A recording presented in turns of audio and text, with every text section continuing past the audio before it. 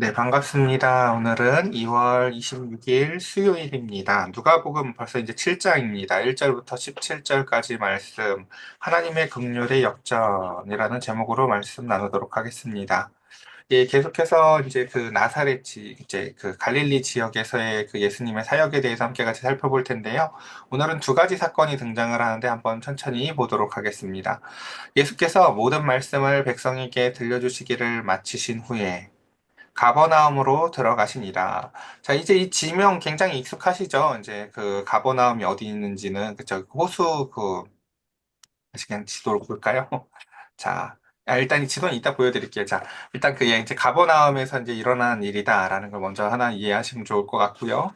자, 그 가버나움에서 자, 어떤 백부장의 사랑하는 종이 병들어야 죽게 되었더니라고 되어 있죠. 그러니까 백부장은 이 당시에 이제 로마의 그 장교인데 군인으로서 100명 정도를 통솔할 수 있는 권한이 있는 굉장히 막강한 권력을 가진 이제 로마의 장교였습니다.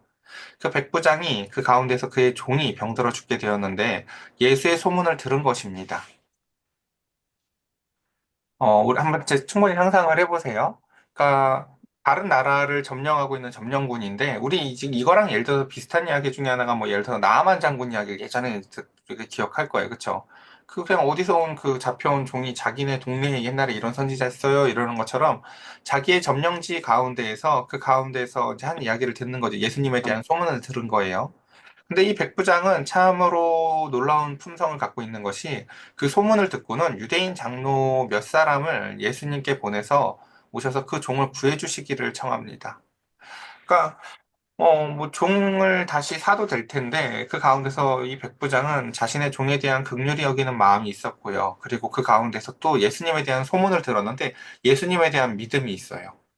그래서 그분이 그 가운데서 오시면 고쳐주실 수 있을 것 같은데, 이 백부장은 그 가운데서 자신의 상황을 연결지어서 여러 가지 생각을 하는데, 첫 번째는 뭐냐면, 자신의 이방인됨, 그리고 예수님의 유대인으로서의 그 존중, 그래서 그 가운데서 자신이 직접 예수님에게 나아가기보다는 유대인 장로들을 통해서 이 일을 이제 밝힙니다. 그래서 여기에 보면 이렇게 돼 있죠. 예수의 소문을 듣고 유대인 장로 몇 사람을 예수님한테 보내요. 그리고 그 종을 구해주시기를 그래서 청합니다. 이것은 이방인 자신이 직접 가는 것보다 유대인의 문화를 존중해 주기 위해서 그런 것이었습니다. 이에 그들이 예수께 나와 간절히 구하여 이르되 라고 하면서 이제 이 보냄을 받은 유대인 장로들을 생각해 보세요. 그 장로들이 이제 예수님한테 가서 뭐라고 얘기를 하냐면 이렇게 얘기합니다. 이 일을 하는 것이 이 사람에게는 합당하니이다. 그가 우리 민족을 사랑하고 또한 우리를 위하여 회당을 지었나이다. 라고 하며 예수님을 찾아온 그 장로들이 뭐라고 얘기를 해요? 이 사람 부탁은 꼭 들어줘야 된대요. 왜요? 이 사람이 우리 민족한테 참 잘했대요. 우리 동네 요 지역의 그 국회의원을 맡고 있는 혹은 뭐 시의원을 맡고 있는 이 백부장이 우리한테 굉장히 잘했고 우리한테 회장까지 지어줬으니까 이 사람 부탁은 꼭 들어줘야 된다. 라는 게 지금 이 장로들의 주장이에요. 그러니까 요 얘기는 우리 많이 들어보셨을 거예요. 바울이 그리스 지역에서 사역할 때 제일 기초가 되는 문화 중에 하나가 그 후원 문화였잖아요. 기억나시죠? 광장에 나와서 수많은 사람들이 연설도 하고 공연도 하고 그림도 그리면 돈 많은 사람들이 뒤에서 이제 보다가 이제 내가 저 예술가를 후원해야지 이런 게 이제 후원 문화였었다고요. 그 문화가 이제 그리스 로마가 전 세계를 다 지배하면서 그 문화가 이제 이 유대 지역까지도 다 퍼지게 돼요. 그래서 이제 이 후원 체계는요, 은혜와 이제 보은해야 된다는 이제 누군가는 은혜를 베풀고 누군가는 그 받은 은혜를 다시금 갚아야 된다라는 이 체계가 바로 후원 체계인데 은혜의 선물을 주는 시혜자와 그 가운데서 받은 은혜를 갚아야 될 수혜자가 서로 존재하는 거죠. 그러니까 지금 이 관점에서 봤을 때 장로들은 지금 무슨 얘기를 하고 있는 건지 이제 아시겠어요? 그 사람은 우리한테 시혜자였다. 그러니까 우리는 그 사람의 받은 은혜를 갚아야 되니까 예수, 당신이 가서 그 은혜를 갚아줘라. 라는 게 지금 이 장로들이 보는 인사이트였어요. 우리는 많이 은혜를 받았으니까. 그리고 그들이 또 이 백부장이나 이제 천부장이나 이런 사람들이 그 지역에 이런 은혜를 베풀었던 건요. 지역민 관리가 이들의 진급에 굉장히 중요한 사항이었어요. 우리 지금 모르겠어요. 지금 우리 진석이 자고 있어 그런지 모르겠는데 진석이가 진석이를 예를 들어서 중대장이 굉장히 진석이를 사랑하는 게 사랑해서 하는 것도 있지만요. 그게 그 자신의 지역에 있는 사람들이를 잘 관리되는 게 자신의 진급에 굉장히 중요한 요소였거든요. 그래서 시혜를 베푸는 게 사실은 굉장히 또 중요한 요소 중에 하나였어요. 어쨌든 근데 그것에 대해서 이제 이런 그 인사이트를 하나하나 여기서 한번 정리해 봅시다.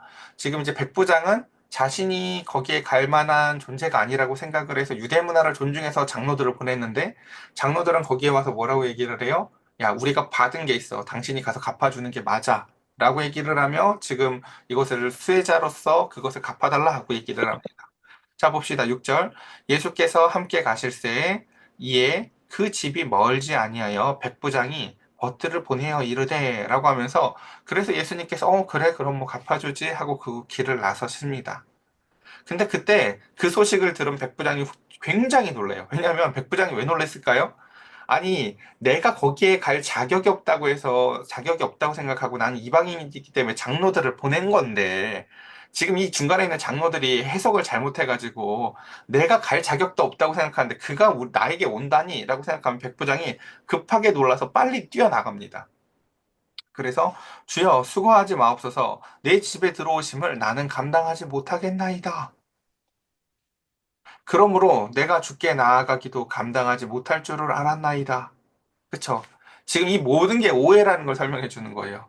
내가 지금 무슨 이렇게 당신한테 베푼 게 있는데, 유대인들 당신들한테 베푼 게 있는데, 그걸 되돌려받자고 내가 지금 유대인 장로들을 보낸 게 아니라, 내가 나아갈 자격이 없다고 생각했기 때문에 지금 일을 이렇게 한 건데, 당신이 나한테 오는 게 당연히 합당하지 않다. 이야기합니다. 그러면 말씀만 하사 내 하인을 낫게 하소서. 라고 이야기하는 굉장히 특이한 믿음을 보게 됩니다. 지금 여기서 이제 여기에서 봐도요, 우리는요, 그 예수님을 믿는 다양한 종류의 사람들을 통해서도요, 예수님에 대한 다양한 오해들을 볼 수가 있어요. 그러니까 우리 교회 안에도 그런 사람들이 많을 거예요. 그렇죠? 예수님을 믿는데 장로들 같이 생각하는 사람들 많아요. 내가 한 게 많으니까 이 정도는 주님께서 갚아주는 게 당연하지. 이 정도 복 받는 거는 우리 자녀들 복 주시는 거 정도야 당연하지. 내가 교회에 지은 돈이 얼만데 뭐 이런 생각하는 사람들이 있을 거라는 거예요.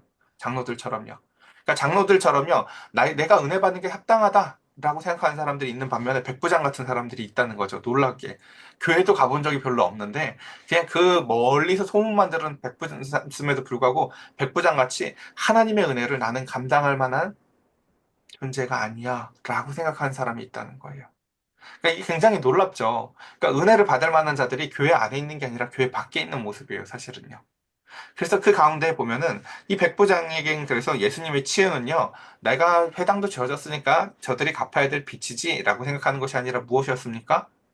그것은 바로 하나님의 긍휼이었습니다. 그러니까 백부장은 참 어떻게 이런 믿음이 있었을까요? 그래서 그는요, 자신의 권위와 권력을 생각하면 이런 얘기를 하죠. 말씀만 하사 내 하인을 낫게 하소서라고 표현을 합니다. 왜 이렇게 얘기를 했는가? 8절 보면, 나도 남의 수하에 든 사람이요. 내 아래에 병사도 있으니 이더러 가라 하면 가고, 저더러 오라 하면 오고, 내 종더러 이것을 하라 하면 하나이다. 우리 이런 권력을 누려보지를 잘 못해서 잘 모르죠. 그래도 여러분 직장에서 좀 누려보시나요? 여러분 밑에 뭐 사람들 좀 있으신가요? 김 선생님 이것 좀 하세요 하면 하고 뭐 이런 거 좀 권력 좀 누려보셨나요? 그러니까 백부장 아니에요. 우리 다 누려봅시다. 예. 자, 어쨌든 애들도 말을 안 듣죠? 직장이 아니라 맞아요. 예, 맞아요. 어쨌든. 근데 백부장은요, 이제 로마의 군인이었기 때문에 자신의 말의 권위를요, 늘 실감해요. 자신의 말 한마디면 회당이 지어지고요.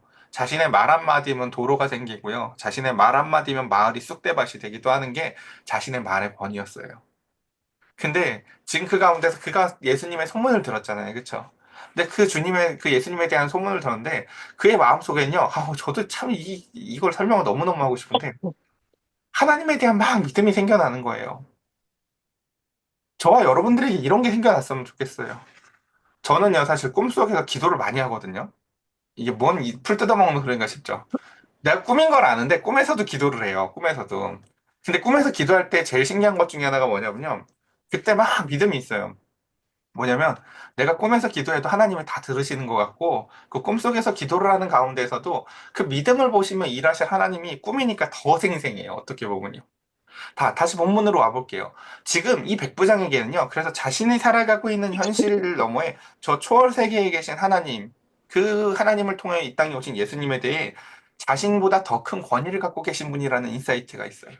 그래서 똑같이 얘기하는 거죠. 별것도 아닌 저의 말도 이런 일을 행하는데 주님께서 말을 하시면 될 것이죠. 그렇기 때문에 그 말의 권위를 잘하는 백부장은 내 정도로 나도 이 정도의 말의 권리가 있는데 주님께서 말로 고쳐주세요. 라고 이야기를 하는 거죠. 그러자 예수께서 들으시고 그를 놀랍게 여겨 돌이키사 따르는 무리에게 이르시되 내가 너희에게 이르노니 이스라엘 중에서도 이만한 믿음은 만나보지 못하였노라. 라고 얘기합니다. 이게 얼마나 속 터질까요? 그쵸? 장로들의 믿음, 아까 생각해 보세요. 어때요? 말이 장로지, 이거 완전 세상 사람들이잖아요. 그쵸? 받은 게 있으면 갚아야지. 이게 장로들의 믿음이었다고요. 근데 교회 한번 나와본 적이 없지만 그 소문을 들은 그 백부장의 믿음은 무엇에 근거해 있습니까? 그쵸? 하나님의 긍휼과 그 가운데서 권세에 근거하였습니다. 그러면서 그 가운데에서 보내었던 사람들이 집으로 돌아가 보매 종이 이미 나았더라. 한번 생각해 보세요. 그 백부장이 야, 너 저기 가서 심부름 좀 해라 라고 자신의 말의 권세를 늘 체감해요. 근데 그리스도에 대한 소문을 듣고 그리스도의 말도 그와 같은 권력이 있을 거야 라는 믿음이 있어서 그렇게 부탁을 해요. 그러자 주님이 뭐예요? 야, 너 희한한 믿음을 가졌구나. 알았어 하고 말씀을 해주세요. 그리고 집에 가봤더니 어때요? 병이 나갔네 라고 내 말의 권세는 사람에게 명령을 주지만 주님의 말의 권세는 병도 내어 쫓는구나.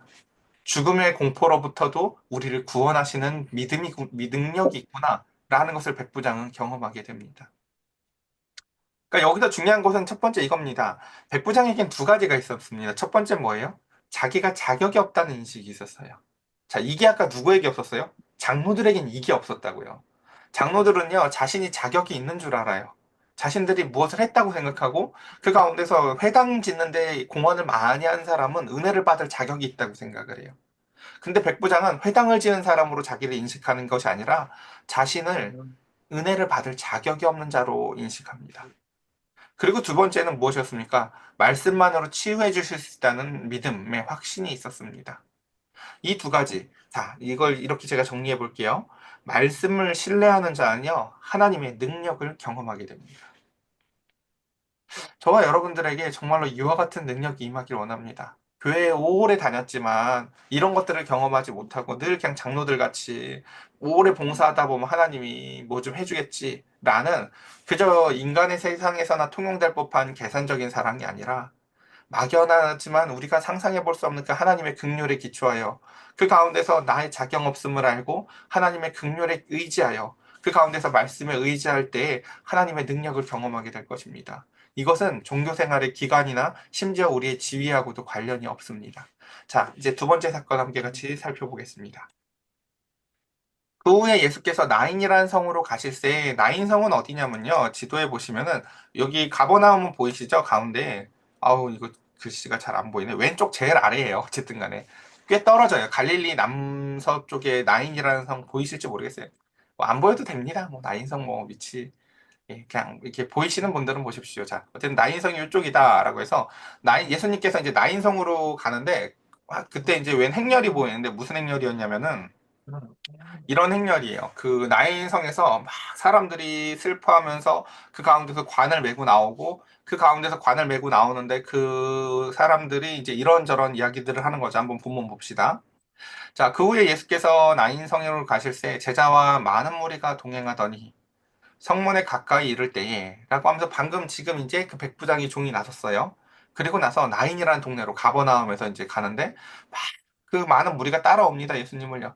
근데 성문에 가까이 가는데 시끌벅적해요. 성문 주변이요. 뭐야? 들어보니까 사람들이 한 죽은 자를 막 메고 나오는데 그 죽은 자가 주인공이 아니에요. 그 죽은 자에 대한 설명은 이래요. 그는 한 어머니의 독자고 그의 어머니는 과부라. 여러분 지금 주인공이 누군지 알겠어요?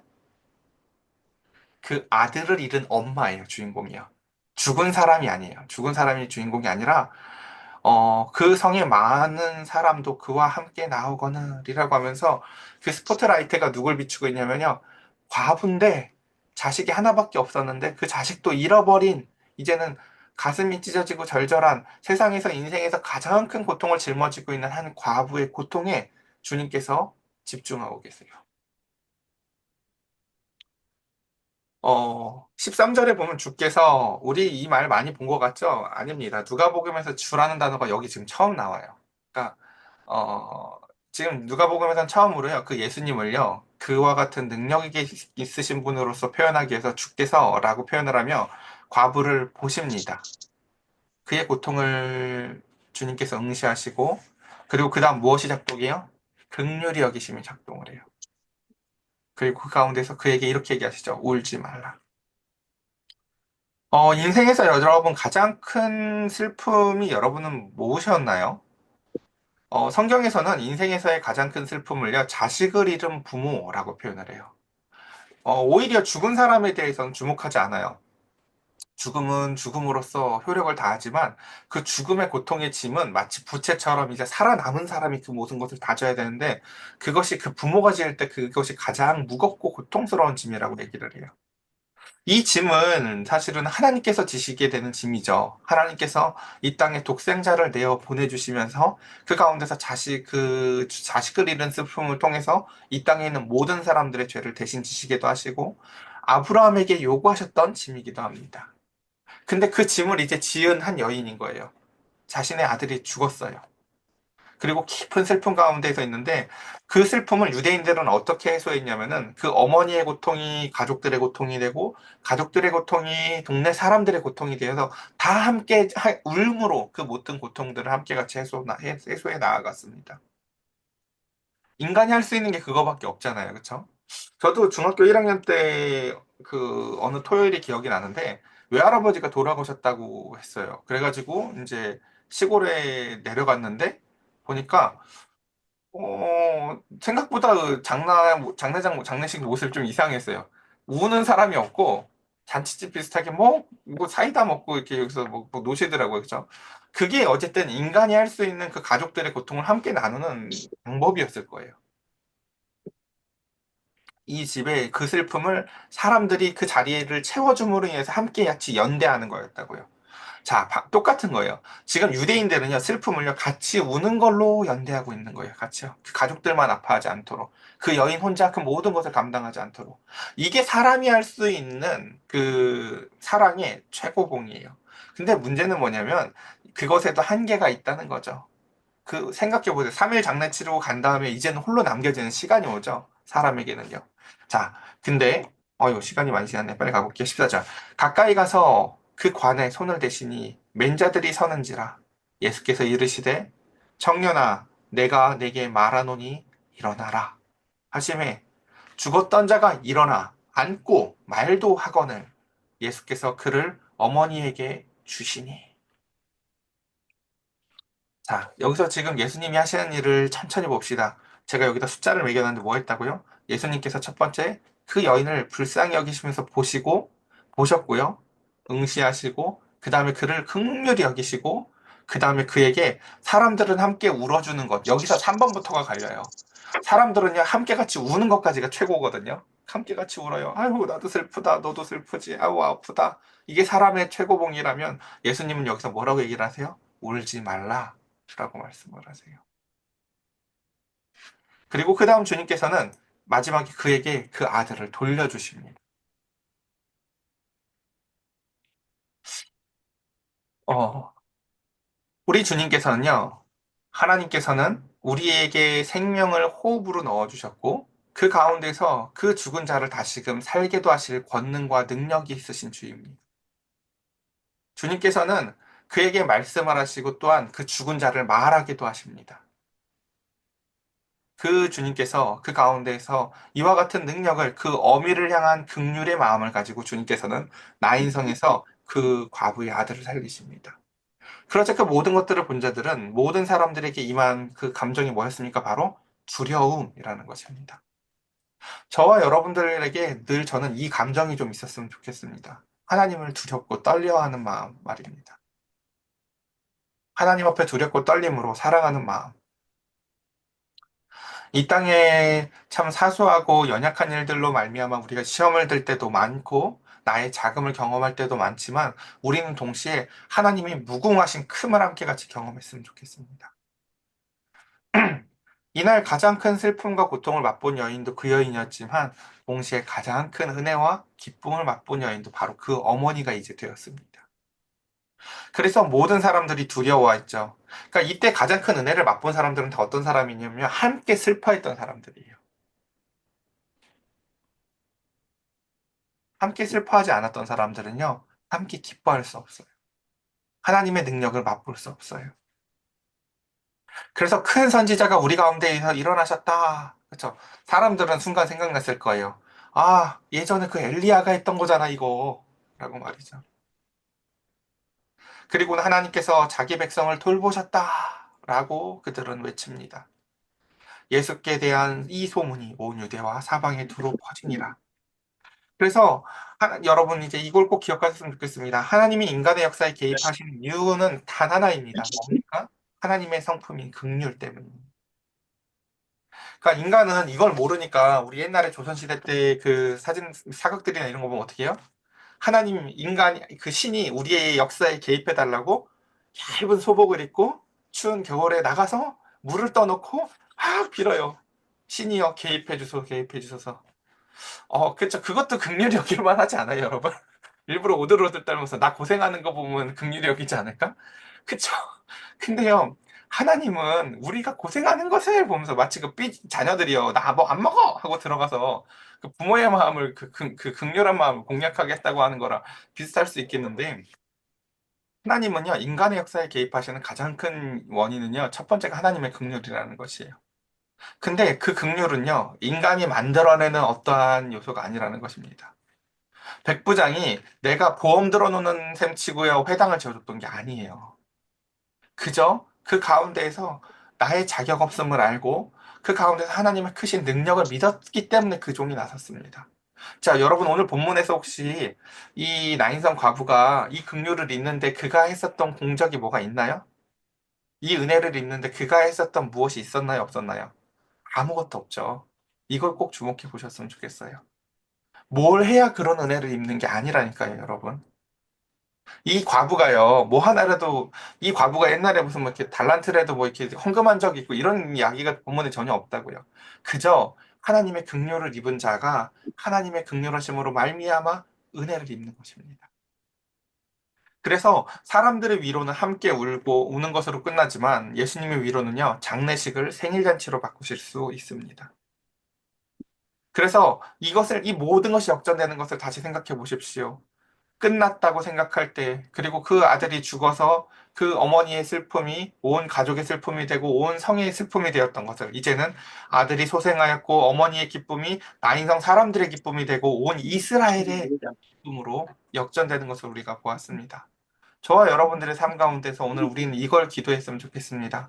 하나님, 그저 나를 긍휼히 여기시고, 우리 공동체, 우리 가족들, 우리 주변에 있는 사람들에게 있는 연약함들을 통해서 기도할 때 우리가 다 함께 같이 기뻐할 수 있는 역전을 베풀어 달라고 우리 기도했으면 좋겠습니다. 저는 우리 현빈이 가정에 이런 역전이 일어났으면 좋겠고요. 우리 필세 일사님 가정, 혜영 사님 가정에 우리의 자녀들의 마음 가운데 이와 같은 역전이 일어났으면 좋겠습니다. 하나님을 불신하고 하나님을 믿지 않기에 제가 어제 꿈이 원래 그런 거였거든요. 하나님한테 막 따졌어요. 하나님 애들이 왜 기도를 안 하죠? 막 이런 거였어요. 막.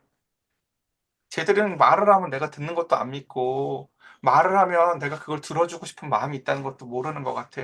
라는 게 하나님의 대답이었어요.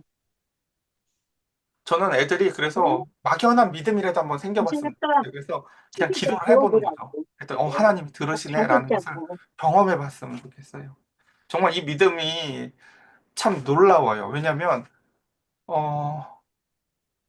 제가 지금 설명한 이 믿음이요, 여러분. 저 미연이로 한번 생각을 해볼게요. 기도를 왜 안 할까? 해도 될 것 같지 않고 믿어지지 않아서 안 할 것 같아요, 아마요. 근데 어느 날 하면 들어주려나? 하고 미연이가 해보는 걸 상상해봐요. 그리고 미연이가 기도를 해요. 근데 하나님이 그 미연이의 삶에 개입하는 걸 막 상상해봐요. 저는 미연이뿐만이 아니라 우리의 가정에 있는 모든 자녀들에게 그와 같은 설명할 수 없는 믿음이 삶 가운데서 베풀어지길 간절히 소원합니다. 저와 여러분들이 그 가운데서 우리 자녀들의 마음 가운데서 하나님 긍휼을 베푸시고 믿음을 부어달라고 우리 함께 같이 이 시간 기도했으면 좋겠습니다. 함께 기도합시다.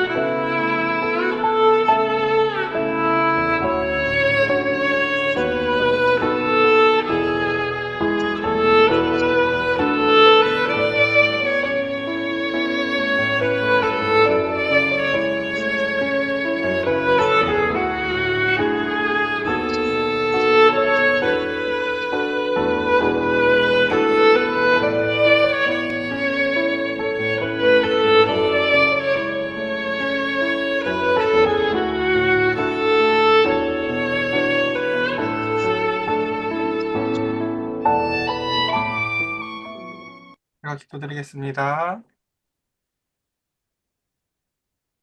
살아계시오 역사하시는 믿음의 주요 우리의 아빠 되신 하나님, 그 백부장은 자신이 행했었던 그 어떤 것도 알지를 못합니다.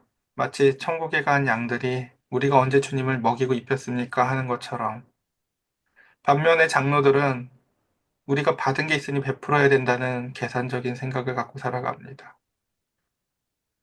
참으로 이 땅 가운데 이와 같은 이상한 일들이 참 많습니다. 교회 밖에 믿음이 있고 교회 안에 세상의 계산이 있으며, 그와 같은 하나님 아버지의 은혜를 확정하시기 위해서 이 모든 것이 계산이 아니라 그저 전적인 은혜의 힘을 보이시기 위해 주님은 그 뒤에 나인성 과부의 이야기를 우리에게 들려주십니다. 그 과부가 한 일이 아무것도 없습니다. 그저 하나님이 불쌍히 여기셨고, 하나님이 주목하여 보셨고, 긍휼히 여기셨고, 그 관을 만지시며 청년을 일어나라 하시며 그 어머니 엄마에게 그 아들을 돌려주셨습니다. 우리의 인생을 하나님 아버지 바라봐 주시옵소서. 우리의 인생을 긍휼히 여겨 주시옵소서. 우리의 인생을 세상에 빼앗기지 않도록 주님 찾아주셔서 되찾아 주셔서 다시금 하나님 앞에 살아갈 수 있도록 주여, 잃어버린 인생들이 하나님 앞에 돌아올 수 있도록 주여 돌려 찾아 주시옵소서. 죽은 인생들이 살아나게 하시고 세상의 생각에 세상의 마음에 빼앗긴 마음들을 주님 되찾아 주시옵소서. 우리 사랑하는 자녀들이 다시금 하나님 앞에서 살아날 수 있도록 소생하는 은혜를 더하여 주시옵소서. 우리의 구주 되신 예수 그리스도의 이름으로 기도드렸사옵나이다. 아멘.